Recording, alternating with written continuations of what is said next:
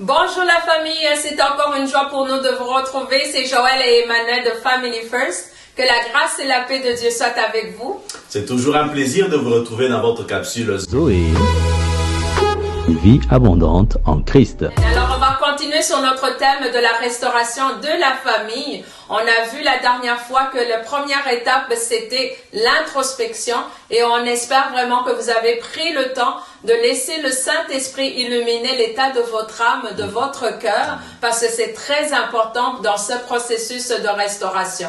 La deuxième étape qui est très importante, c'est la repentance et c'est ce dont nous allons discuter aujourd'hui. La repentance, en fait, c'est un des résultats de notre introspection.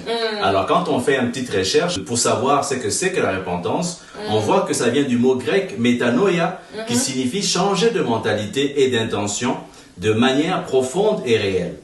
Et en hébreu, c'est un autre mot qui est utilisé pour dire repentance, c'est teshuva, qui signifie rebrousser chemin, retourner vers Dieu, se convertir.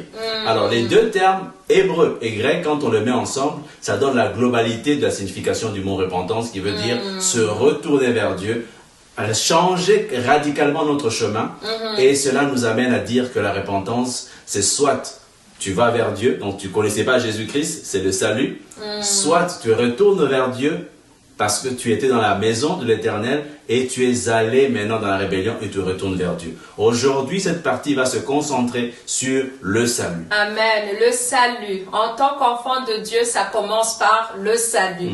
Parce que c'est à travers notre repentance. Donc, la repentance, au fait, dans ce temps que tu as eu avec le Saint-Esprit, il te montre l'état de ton âme, il te montre l'état de ton cœur. Tu as essayé de vivre sans Dieu. Tu as essayé de vivre avec tes propres capacités. Tu as essayé de chercher plusieurs façons de pouvoir remplir le vide qui est dans ton cœur. Tu es allé dans les drogues peut-être, tu es allé dans l'adultère, tu es allé peut-être dans plusieurs voies que le monde peut donner pour pouvoir remplir ce vide qui est à l'intérieur de toi. Alors la repentance, c'est de reconnaître que je ne peux rien sans être avec mon Dieu. La parole de Dieu nous dit que tous ont péché et sont privés de la gloire de Dieu. Alors, il n'y a pas de condamnation, il n'y a pas de se sentir mal. C'est que si tu es dans cette situation, tu es loin de Dieu. Le Seigneur aujourd'hui, Seigneur Jésus est en train de toquer à ta porte. Aujourd'hui, Jésus va revenir bientôt. Est-ce que tu es prêt à être enlevé avec son Église, l'épouse de Christ? Parce que c'est lui qui va venir nous prendre. Alors aujourd'hui, la repentance est pour toi. La parole de Dieu nous dit, repentez-vous car le royaume de Dieu est proche. Amen. Alors c'est pour cela qu'aujourd'hui, on va parler de cela. On va vous accompagner à ceux qui veulent recevoir le Seigneur Jésus-Christ comme Seigneur et Sauveur, parce que le Seigneur Jésus est en train de toquer à ta porte et il veut que tu viennes à lui afin qu'il transforme ta vie. C'est une belle opportunité qui est offerte à toi. Tu ne connaissais pas encore Jésus-Christ. Et la repentance aussi, c'était un mot clé par rapport à Jean-Baptiste. C'est dans Matthieu 3:8. Et il disait cela parce que les gens venaient avec beaucoup de regrets, beaucoup d'amertume, beaucoup de tristesse face à leur péché, face à leur détournement de la face de Dieu. Mais il disait, ça ne suffit pas d'être dans les regrets. Ça ne suffit pas d'être dans la culpabilité. Il faut changer. Donc la repentance produit le changement radical de tes voies. Tu abandonnes la drogue, tu abandonnes tes voies de péché et tu vas vers Christ. Et c'est aussi la même chose avec l'apôtre Pierre lors de la Pentecôte.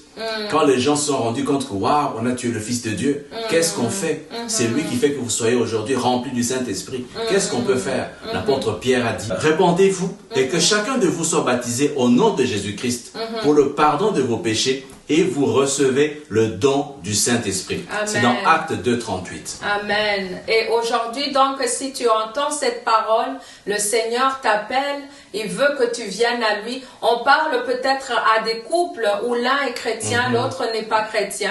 Pour être restauré, comme on l'a dit, ça prend celui qui guérit les cœurs brisés, celui qui pense nos blessures, et c'est Jésus-Christ lui-même. C'est pour avoir cette vie en abondance, eh bien, il faut être dans la bergerie, il faut être dans le royaume des cieux. Amen. Alors aujourd'hui, on t'appelle que nous puissions t'accompagner dans ce processus, dans cette étape qui va changer ta vie. Celui qui veut vous pouvez nous contacter après avoir fait cette prière. On va vous accompagner dans la marche de la foi. Je vais m'appuyer sur la parole qui est dans Romains 10, 9. Si tu prends cette décision, prie avec moi aujourd'hui et tu seras sauvé.